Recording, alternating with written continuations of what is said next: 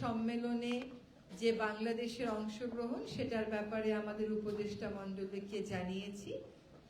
আপনারা জানেন যে সরওয়ার্দী উদ্যানে একটা প্রকল্প চলছে স্বাধীনতার স্মৃতিকে ধরে রাখার জন্য। সেই প্রকল্পেরই একটা অংশ হিসেবে ওখানে একটি থানা, ওখানে ঠিক না, তার পাশে একটি থানা স্থাপনের কথা চলছে, তো সেটা নিয়েও আলোচনা হয়েছে। আর এমনিতে দেশের সার্বিক পরিস্থিতি নিয়ে আলোচনা হয়েছে। যদি আপনাদেরকে প্রথমে একটু বাকুর বিষয়ে বলি, আপনাদের মধ্যেও কেউ কেউ সেখানে উপস্থিত ছিলেন। অন্যান্য জলবায়ু সম্মেলনের মতোই এবারের জলবায়ু সম্মেলনটাও অনেকের অংশগ্রহণে অনুষ্ঠিত হয়েছে। এবারের জলবায়ু সম্মেলনটাকে ফিন্যান্স কপ বলা হচ্ছে, কারণ ধারণা করা হচ্ছিল যে এই কপে উন্নয়নশীল বিশ্বের জন্য উন্নত বিশ্বের যে প্রতিশ্রুতি ছিল 100 বিলিয়ন, সেটা অনেক গুণে বেড়ে যাবে। কারণ যখন 100 বিলিয়নের কথা বলা হয়েছিল তার কোনো বৈজ্ঞানিক ভিত্তি ছিল না, কিন্তু এখন যে 1.3 ট্রিলিয়নের কথা বলা হচ্ছে, এটা বিভিন্ন বৈজ্ঞানিক গবেষণা করে যেগুলো দেখা গেছে যে আসলে উন্নয়নশীল বিশ্বে কত টাকা প্রয়োজন এই জলবায়ু পরিবর্তনের বিষয়ে কার্যকর ভূমিকা নিতে, তার প্রেক্ষিতেই 1.3 ট্রিলিয়ন হয়েছে। এখানে আরেকটা বড় প্রত্যাশা ছিল যে লস অ্যান্ড ড্যামেজ ফান্ড বলে একটা ফান্ড অ্যাক্টিভেট করা হবে। সেটা হচ্ছে যে আমাদের যে প্রাকৃতিক দুর্যোগগুলো হচ্ছে, আকস্মিক যেগুলো হচ্ছে, প্লাস ধীরে ধীরে যেগুলো হচ্ছে, সেগুলোর ব্যাপারে আমরা যেন যে ক্ষতিটা হয় ওটা কাটিয়ে উঠতে পারি, তার জন্য একটি তহবিল গঠন এবং সেটার তহবিলটাকে একটা কার্যকরী রূপ দেওয়া। আরেকটা ছিল অ্যাডাপ্টেশন, খাপ খাইয়ে নিবে কেমন করে উন্নয়নশীল দেশগুলো এবং বিশ্ব। আরেকটা ছিল খুব অল্প করে থাকার কথা ছিল মিটিগেশন, যেই গ্যাসগুলো নিঃসরণের কারণে তাপমাত্রা বেড়ে যাচ্ছে সেগুলো নিঃসরণ একটা লক্ষ্য মাত্রায় এনে, সীমার মধ্যে এনে ওটা নিয়ন্ত্রণ করা যায় কিনা। তো এইবারের আপনারা সকলেই দেখেছেন গণমাধ্যম কর্মী হিসাবে যে বেশিরভাগ দেশই, স্বল্পোন্নত দেশই আসলে এটার যে আউটকাম, যে সিদ্ধান্ত, সেটা নিয়ে এক ধরনের হতাশাই ব্যক্ত করেছে। এক পর্যায়ে এখানে স্বল্পোন্নত দেশগুলো সভাকক্ষ ত্যাগও করেছে। তারা পরবর্তীতে আবার জয়েন করে মোটামুটি একটা সমঝোতায় গিয়ে কিছু সিদ্ধান্ত হয়েছে যে 1.3 ট্রিলিয়ন যে টাকাটা, এটা সিদ্ধান্ত না, এটা আহ্বান জানানো হয়েছে সকলকে যে 100 বিলিয়ন থেকে 2035 সাল নাগাদ এটাকে 1.3 ট্রিলিয়নে নেওয়া যায় কিনা, বিভিন্ন সোর্স থেকে টাকা এনে। এটা একটা আহ্বান জানানো হয়েছে। আরেকটা বলা হয়েছে যে 300 বিলিয়ন অর্থ সাহায্য দেওয়ার একটা প্রতিশ্রুতি এসছে। তবে উন্নত বিশ্বগুলোর একটা দাবি ছিল যে এই টাকাটা যেন পাবলিক ফান্ড থেকে আসে, এটা যেন ঋণ হিসাবে না আসে, বা সকল ধরনের বৈদেশিক সাহায্যকেই জলবায়ু সাহায্য দেখিয়ে ট্যাগ করে যে দেওয়া হয়, সেটা যাতে করা না হয়। তার মানে হচ্ছে একটা পরিমাণ, একটা কোয়ান্টিটি, একটা ধরন, কোয়ালিটি। তো সেই কোয়ালিটির ক্ষেত্রে আসলে তেমন কিছুই অর্জিত হয়নি। গ্রিন হাউস গ্যাস নিঃসরণের ক্ষেত্রে মিটিগেশনের যে কথাগুলো হয়, সেই মিটিগেশনের প্রক্রিয়াতেও আসলে গতবার যেটা বলা হয়েছিল যে গ্রিন হাউস গ্যাসের নিঃসরণ কমানোর জন্য তেল, গ্যাস এগুলো কি পরিমাণে কমিয়ে আনা হবে, সেটাও কিন্তু এসে এইবারের সিদ্ধান্তে আর ত্যাগ করতে দেওয়া হয় নাই। লস অ্যান্ড ড্যামেজের ক্ষেত্রে কিছুটা অগ্রগতি হয়েছে। সেই অগ্রগতিটা হলো যে এই পর্যন্ত $750 মিলিয়ন মতন প্রতিশ্রুতি এসছে, কিন্তু এটাকে কার্যকর করতে আগামী বছর পর্যন্ত লাগবে। অর্থাৎ যেই বড় বড় মানদণ্ডের বিপরীতে গিয়ে আমাদের প্রত্যাশা ছিল, সেগুলো শব্দ হিসাবে ওখানে আসলেও সেগুলোর ব্যাপারে কোনো সিদ্ধান্ত, যে বাস্তবায়নযোগ্য সিদ্ধান্ত, প্রেসক্রিপটিভ ডিসিশন, সেরকম কিছু আসেনি। আজকে আমাদের সরওয়ার্দী উদ্যানের প্রকল্পটা নিয়ে আমাদেরকে 2 সপ্তাহ সময় দেওয়া হয়েছে। এই 2 সপ্তাহ সময়ের মধ্যে আমরা ওখানে যে থানাটা স্থাপন করা, এইটার ব্যাপারে বসে প্রকল্পটা একটু দেখে ওই থানার ব্যাপারে কি সিদ্ধান্ত দেওয়া যায় 2 সপ্তাহ পরে ক্যাবিনেটে আমরা সেটা জানাবো। আর তাছাড়া অর্থ মন্ত্রণালয় যে মিটিংগুলো করেছে ওয়ার্ল্ড ব্যাংকের সাথে, সেটার ব্যাপারে অবহিত করা হয়েছে এবং সেখানে যে সিদ্ধান্তগুলো হয়েছে সেগুলো বাংলাদেশের জন্য বেশ ইতিবাচক বলেই অ্যাডভাইজারি কাউন্সিলকে জানানো হয়েছে। এবং তারপরে আমরা কথা বলেছি যে আমাদের সাম্প্রতিক সময়ের ঘটনাবলী নিয়ে, এবং সেগুলোর ব্যাপারে যখন আপনাদের একবারে প্রশ্ন আসবে তখনই উত্তর দেব। আর রাজনৈতিক দলগুলোর ব্যাপারে সাথে যে আলোচনা হয়েছে সে ব্যাপারে আপনাদের প্রশ্ন থাকলে মাহফুজ যেহেতু দুটোতেই উপস্থিত ছিল সে উত্তর দেবে। ধন্যবাদ।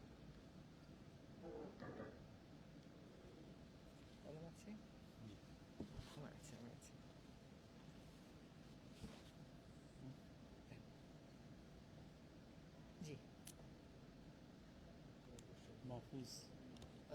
মাহফুজকে বলতে পারো। জামাতে ইসলামটা একটু বলুন। এটা ছিল কোথায় বলবেন? জামাত ইসলামের উপর বলেন মিটিংটা কালকে।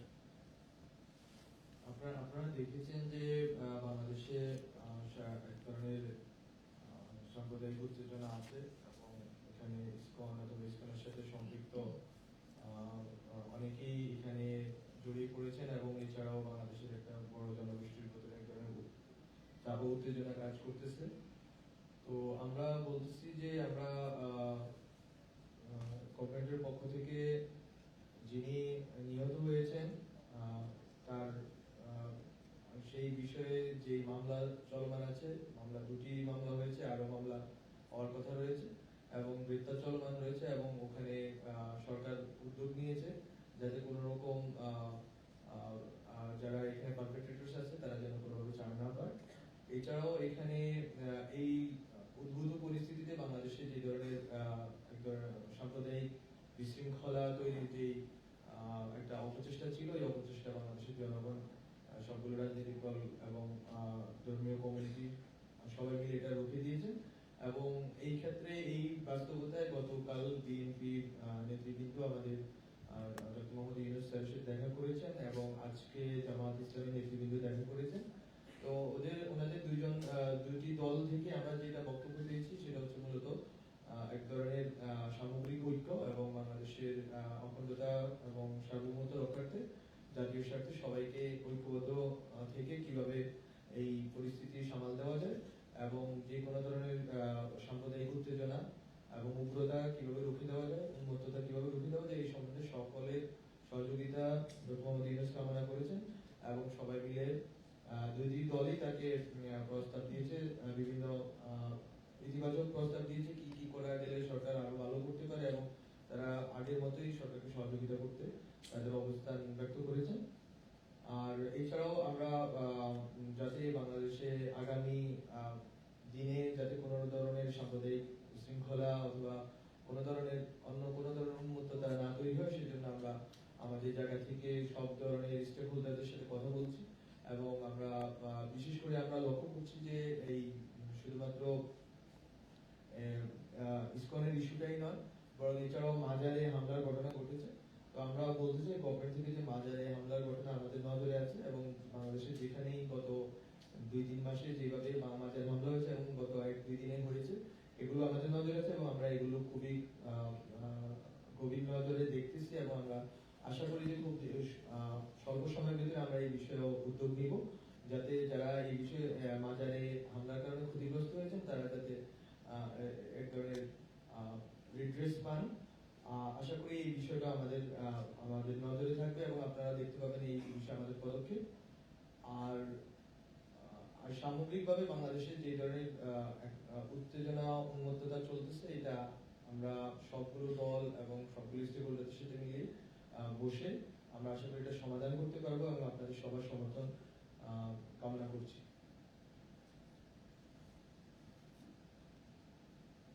Any question?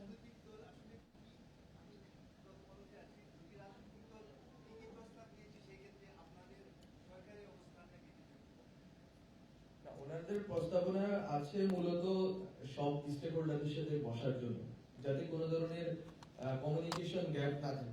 ধরেন আমরা সংখ্যালঘু যেই ধর্মীয় নেতৃত্ব আছে, এছাড়াও যারা সংখ্যাগরিষ্ঠ ধর্মীয় নেতৃত্ব আছে সবাইকে আমরা রিচ করার চেষ্টা করেছি এবং সামনের দিনে আমরা রিচ করব সব ধরনের স্টেক হোল্ডারকে নিয়ে যাতে জাতীয় ঐক্য এবং বাংলাদেশের সার্বভৌমত্ব এবং জাতীয় স্বার্থ রক্ষা করা যায়। এই ক্ষেত্রে সবাই পরামর্শ দিয়েছেন এবং পরামর্শের কেন্দ্রবিন্দুতে আছে ঐক্য এবং সব স্টেক হোল্ডারদের সাথে মিলে যাতে আমরা কথা বলি এবং এই ক্ষেত্রে সরকার আন্তরিক।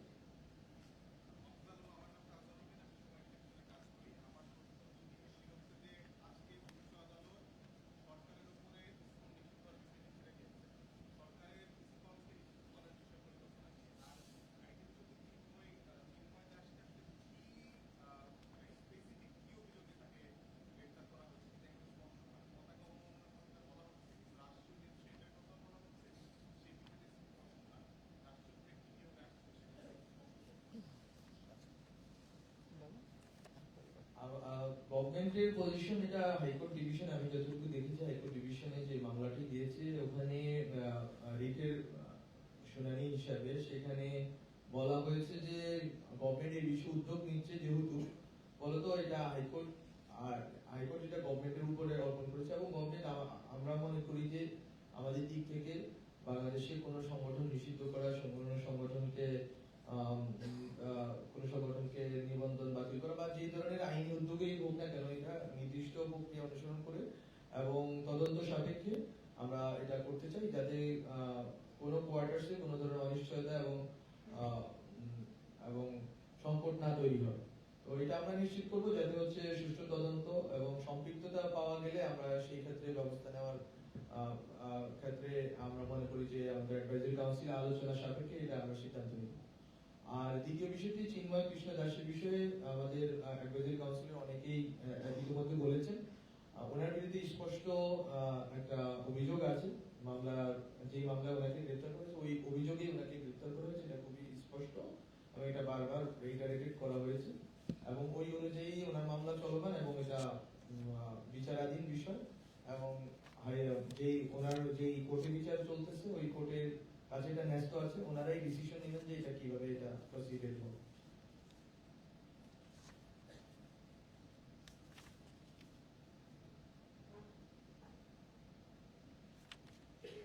ওকে, জি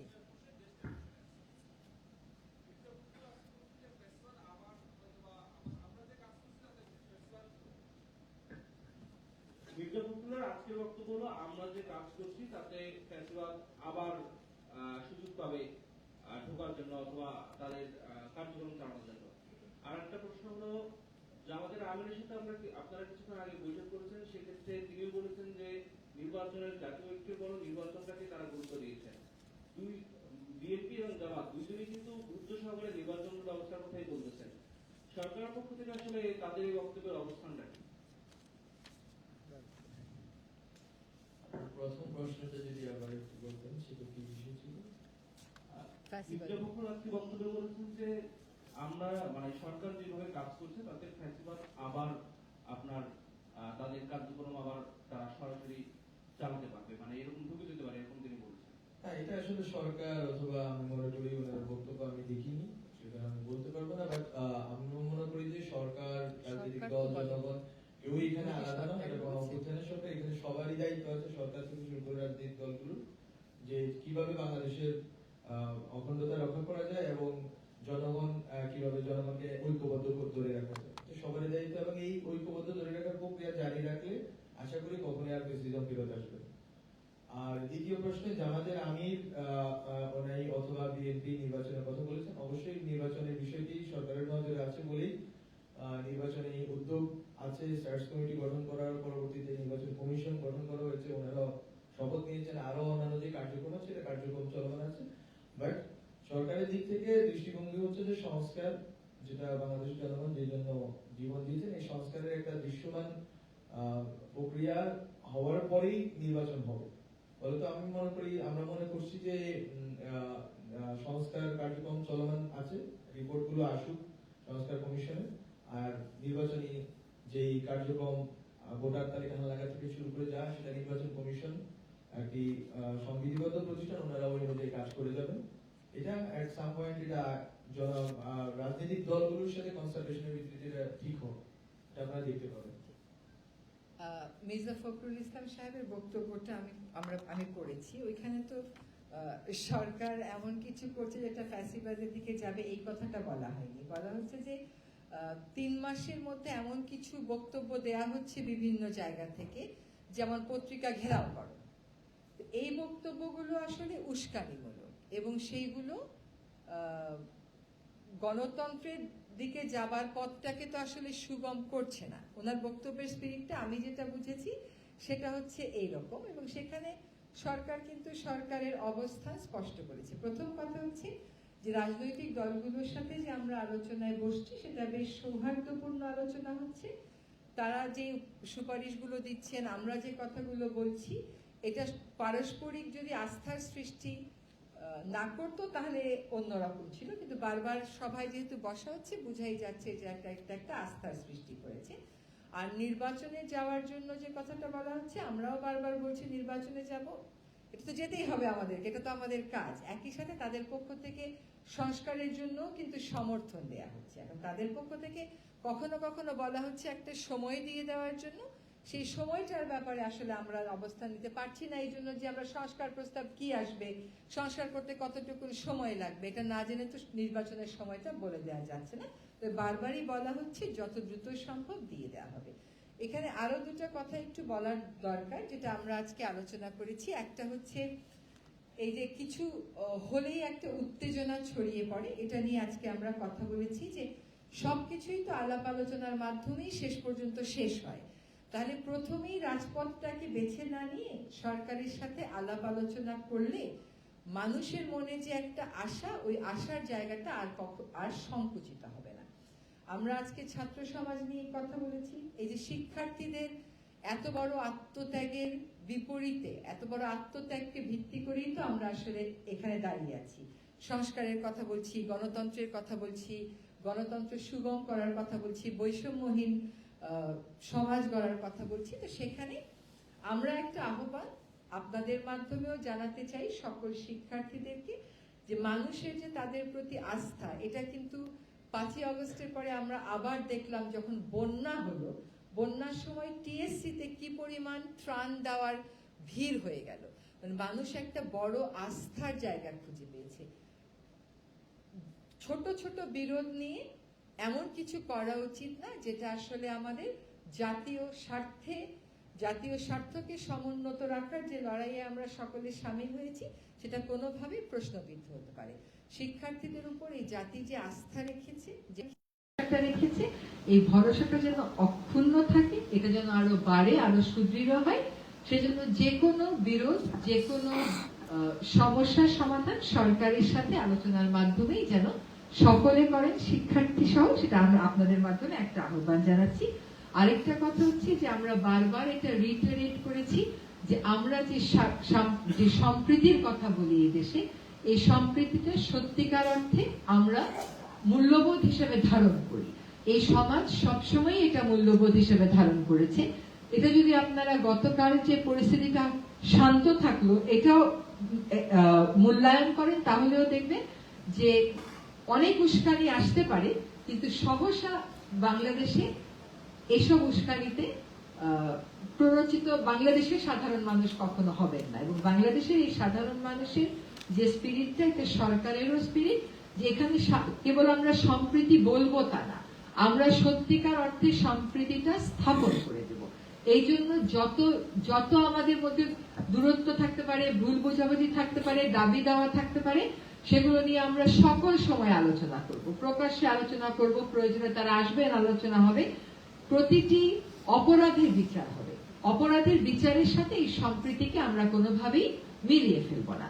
এবং এই সম্প্রীতিটা যাতে এই সরকার আমরা যে কদিন দায়িত্বে আছি, এই সম্প্রীতিটার বন্ধনটা যেন আরো দৃঢ় হয়, আমরা সেটার জন্যই আন্তরিকভাবে কাজ করে যাব। আমি কি প্রশ্ন করতে পারি? আমি দুঃখিত, আমি শেষে এসে আমার আসলে 3টা প্রশ্ন আমার মাথায় আসছে, যদি মাহফুজ আলম সাহেব উত্তর দেন বা রিজন আপা দিতে পারেন। প্রথমটা হচ্ছে, ইসকন কি তাহলে নিষিদ্ধ হচ্ছে না? মানে ইসকন নিষিদ্ধের বিরুদ্ধে এক ধরনের মিছিল, মিটিং, সামাজিক গণমাধ্যম, সব জায়গায় এক ধরনের জনমত আমরা দেখতে পাচ্ছি। যেহেতু আমরা মুসলিম সংখ্যাগরিষ্ঠ দেশ, সেই হিসেবে এক কথায় কি আপনি বলবেন কিনা যে এই মুহূর্তে আজকেও জামাতে আমিরও বলে গেছেন জাতীয় স্বার্থের বিরুদ্ধে যারা কথা বলবেন তাদেরকে নিষিদ্ধ করা হোক বা নিষিদ্ধ করা উচিত, এই ধরনের একটা বক্তব্য আমি পড়লাম একটু আগে। 1 নম্বর। 2 নম্বর হচ্ছে সংস্কার কমিটিগুলোর সুপারিশগুলো কবে নাগাদ আমরা পাচ্ছি? আমরা তো জানতাম যে এটা নভেম্বর বা ডিসেম্বরের মধ্যে চলে আসার কথা, সেটা কবে আসছে এবং সেটা আসার পরে আসলে কতদিন সময় নেবে? রিজান আপা বলছিলেন যে সেটা আসার পরে সিদ্ধান্ত যে নির্বাচন কবে হবে বা কিভাবে হবে। 3 নম্বর প্রশ্নটা আমি ভুলে গেছি, দুটার উত্তর দেন, আমি 3 নম্বরটা করবো।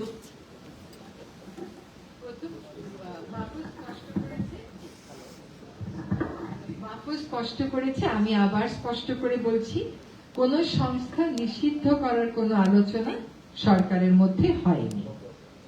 দাবি অনেকেই উঠতে পারে, দাবির সপক্ষে মানুষ অনেক কর্মসূচিও দিতে পারে। ব্যক্তির অপরাধের সাথে সংস্থার অপরাধকে আমরা জড়িয়ে ফেলছি না। এখন একটা সুনির্দিষ্ট অভিযোগের ভিত্তিতে একজনকে গ্রেফতার করা হয়েছে, তার ব্যাপারে একটা আইনি প্রক্রিয়া চলছে। তিনি অভিযুক্ত হতেও পারেন, অভিযুক্ত নাও হতে পারেন, সেটা আদালত দেখবে। আর আজকেও দেখলাম পত্রিকাতে যে ইসকনের পক্ষ থেকে একটা সম্মেলন করে বলা হয়েছে যে তাদের সাথে যাকে গ্রেফতার করা হয়েছে তার কোনো সম্পর্ক নেই। আর এটা হচ্ছে আপনার প্রথম প্রশ্নের উত্তর। দ্বিতীয় প্রশ্নের উত্তর হচ্ছে যে সংস্কার 6টা কমিশনকে সময় দেওয়া হয়েছে ডিসেম্বরের মধ্যে, এবং তাদের মধ্যে প্রায় কেউ কেউ বলেছেন ডিসেম্বরের মধ্যেই দিবেন, কেউ কেউ বলেছেন 1-2 সপ্তাহ সময় বেশিও লাগতে পারে। তো এই সংস্কারগুলোর সাথে নির্বাচনের একটা সম্পর্ক তো আছে। এই সংস্কারের প্রস্তাবগুলো আসবে, এগুলোর উপর জনগণ কথা বলবে, চূড়ান্ত একটা সংস্কার প্রস্তাবনা হবে, সেই মোতাবেক যে পদক্ষেপগুলো নেওয়ার সেগুলো আমরা নিব। আমরা বারবার বলছি যত দ্রুত সম্ভব সংস্কার শেষ করে আমরা নির্বাচনের দিকে যাব। নির্বাচনের একটা প্রাথমিক নির্বাচন শুরু করার প্রাথমিক কাজগুলোও কিন্তু হয়ে গেছে, নির্বাচন কমিশনও গঠন করা হয়েছে। কাজেই নির্বাচন যত দ্রুত সম্ভব সংস্কারগুলো, জরুরি সংস্কারগুলো শেষ করি, তাই জানিয়ে দেওয়া হয়। 3 নম্বর প্রশ্নটা মনে পড়েছে আমার, আমি কি 3 নম্বরটা করে রাখতে পারি কিনা? আমি দেলোয়ার, আমি কালের কণ্ঠে কাজ করি। আমি বলছেন যে আমরা নির্বাচন কমিশনও গঠন করে ফেলছি। নির্বাচন সংস্কার কমিশনের যিনি প্রধান তিনি বলছেন যে রাজনৈতিক দলগুলোর চাপে নির্বাচন কমিশন গঠন করেছে অন্তর্বর্তী সরকার। এটি একটু বিষয় যে আসলে কি রাজনৈতিক চাপে এটি গঠন করা হয়েছে নাকি আপনাদের? আজকে যে শাহবাগ থানার যে বিষয়টি বলেছেন, এই প্রকল্পটি কিন্তু দীর্ঘদিন ধরে চলছে, 3 ধাপে এটা 3য় পর্যায়ে প্রকল্প চলছে। আসলে এটা শাহবাগ থানার চেয়েও কিন্তু এটা যে স্বাধীনতা স্তম্ভ, এখানে মানে বিপুল পরিমাণ অর্থ ব্যয় হয়েছে। আপনারা তো অপচয়ের নানা বিষয়গুলো দেখছেন, এবং এটা আগের এটা রিভাইজ হবে কিনা, এবং এখানে 700 কোটি টাকার মতো ব্যয় আজকে ক্যাবিনেট সচিব বলছেন যে হয়েছে। এবং এটাতে পরিবেশ, আপনি যেহেতু পরিবেশের সাথে যুক্ত, এখানে আন্দোলন হয়েছিল পরিবেশ বিভিন্ন সংগঠনগুলো, মনে হয় আপনিও আন্দোলন করেছিলেন এখানে, যে গাছগুলো যখন কেটে ফেলা হয়েছিল, সেই গাছগুলো কেটে এখানে মানুষের নানা রকম কথা ছিল, ওইগুলোর ব্যাপারে কোনো কথা থাকবে কিনা, বা এই মূল কথা যে এই প্রজেক্টটা রিভাইজ করা বা এটার অপচয়টাকে পর্যালোচনা করা, সার্বিক মানে পুরো প্রজেক্টটাকে দেখা হবে কিনা? ধন্যবাদ। আচ্ছা, প্রথম কথা হচ্ছে যে আপনি যখন দায়িত্ব নেন রাষ্ট্র পরিচালনা, তখন নানামুখী চাপের মুখোমুখি আপনাকে হতে হবে। এটা তো অস্বাভাবিক কিছু না। কিন্তু নির্বাচন কমিশন যদি আমরা নভেম্বরে না করে জানুয়ারিতে করতাম, তখন একই প্রশ্ন করতেন আপনি। তো নির্বাচন কমিশন করতে হবে, করা হয়েছে। এটা একটা নিয়মতন্ত্রের বিষয়, নিয়মতান্ত্রিক ভাবে এটা করা হয়েছে, এটা কোনো চাপে করা হয়নি। চাপটা তো নির্বাচন কমিশন গঠন নিয়েছিল না, চাপটা হচ্ছে চাপ ঠিক না, দাবিটা হচ্ছে নির্বাচনের তারিখ দেন, নির্বাচনের রোড ম্যাপ দেন। তো কিন্তু নির্বাচনের কমিশন ঘোষণা করে ফেলে, এটা কোনো চাপের বিষয় না, এটা আমাদের কাজের অংশ হিসেবে। আরেকটা হচ্ছে আজকে সরোয়ার্দী উদ্যানের যে পুরো প্রকল্পটা, এটা নিয়ে কোনো কথা হয়নি। থানাটা স্থাপন জরুরি মনে করছে স্বরাষ্ট্র মন্ত্রণালয়। স্বরাষ্ট্র মন্ত্রণালয়ে সেই দাবির প্রেক্ষিতে প্রকল্পটা যেহেতু আগামী বছর শেষ হয়ে যাবে, সেজন্যই আমরা একটু 2 সপ্তাহ সময় নিয়েছি, যে 2 সপ্তাহ আমরা একটু বসে দেখব যে এই থানাটা এইখানে হবারই উপযোগী কিনা। এখন আমরা বসে যদি এই প্রকল্প সম্পর্কে এমন কিছু জানি যেটা আমরা মনে করি ক্যাবিনেটে রিপোর্ট করা দরকার, সেটা আমরা রিপোর্ট করব। কিন্তু আমরা যতটুকু জানি যে সে সময় যে আমরা আন্দোলন করেছিলাম গাছ বাঁচানোর, তারপরে এই প্রকল্পে বেশ কিছু পরিবর্তন আনা হয়েছে এবং গাছ কাটা থেকে সরকার সরে এসেছে।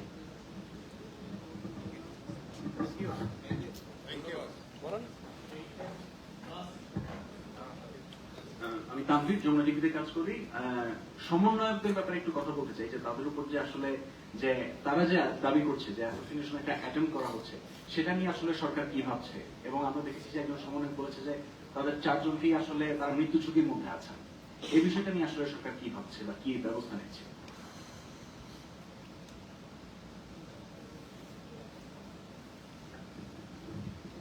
এটাকে হালকাভাবে দেখার আসলে কোনো সুযোগ নেই। এবং এই সমন্বয়কেরা বিভিন্ন গুরুত্বপূর্ণ বিষয়ে জাতিকে যেভাবে ঐক্যবদ্ধ করার প্রয়াস চালাচ্ছেন, জাতির বিবেককে যেভাবে জাগ্রত করছেন, এটা নিশ্চয়ই অনেকেরই স্বার্থে লাগবে। ফলে তাদের নিরাপত্তার বিষয়টা আজকে আমাদের ক্যাবিনেটে রেজ করা হয়েছে, ফ্ল্যাগ করা হয়েছে, এবং তাদের যে নিরাপত্তা প্রয়োজন এটাও আলোচিত হয়েছে। কিন্তু এটার ব্যাপারে বিস্তারিত কোনো সিদ্ধান্ত হয়নি। তবে এটা কি সরকার একেবারেই হালকাভাবে দেখছে না, এবং এটার ব্যাপারে তদন্ত যেটা করার কথা সেটা সরকারের যে দায়িত্বপ্রাপ্ত সংস্থাগুলো আছে তারা সেই তদন্ত কাজ করছে।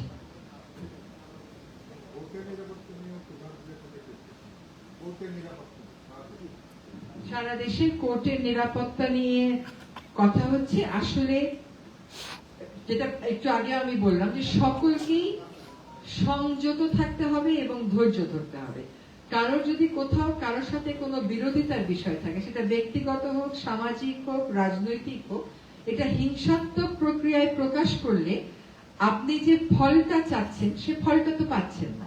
হয়তো আপনার দাবিটা খুবই যৌক্তিক, কিন্তু আপনার দাবি আদায়ের পদ্ধতি যদি বেআইনি হয়ে যায়, পদ্ধতি যদি ধ্বংসাত্মক হয়ে যায়, পদ্ধতি যদি জনগণের অধিকার রক্ষা করবে এমন প্রতিষ্ঠানগুলোর স্বাভাবিক কার্যক্রমের প্রতি বাধা সৃষ্টিকারী হয়ে যায়, তাহলে সেই ক্ষেত্রে কিন্তু আপনার ন্যায্য দাবিও আপনি আর পূরণ করতে পারবেন না।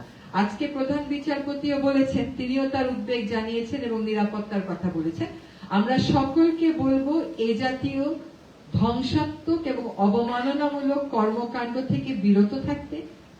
কারোর বিরুদ্ধে কারো কোনো অভিযোগ থাকলে, যেহেতু অভিযোগ দায়ের করার প্ল্যাটফর্ম সব ক্ষেত্রেই আছে, সেখানে অভিযোগ দায়ের করা হবে, সংবাদ সম্মেলন করা হবে, কিন্তু ধ্বংসাত্মক প্রক্রিয়া বেছে নিলে আসলে আদতে কারোরই কোনো লাভ হচ্ছে না।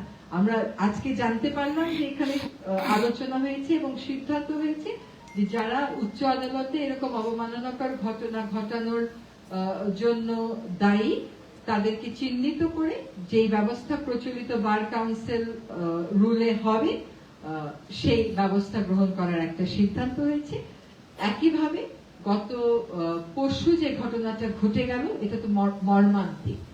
এটা কাউকেই সাহায্য করছে না, এই দেশকে বিন্দুমাত্র সাহায্য করছে না। কাজে যদি আমরা সত্যিকার অর্থেই গণতান্ত্রিক হতে চাই, তাহলে নিজেদের মধ্যে আমাদের দাবি দাওয়াগুলো আদায়ের ক্ষেত্রে, সেক্ষেত্রেও কিন্তু আমাদেরকে গণতান্ত্রিক মনোভাবের পরিচয়টা দিতে হবে।